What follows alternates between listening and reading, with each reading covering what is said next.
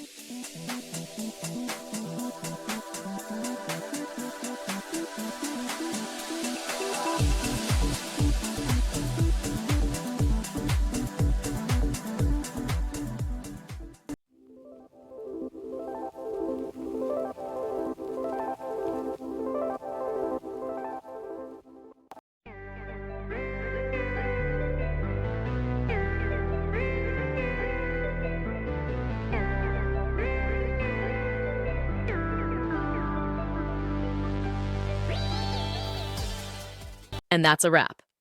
I hope you found the answer you were looking for. If you did, take a second to hit that subscribe button. It really helps out. And let me know in the comments which solution worked best for you. See you next time in the debug zone.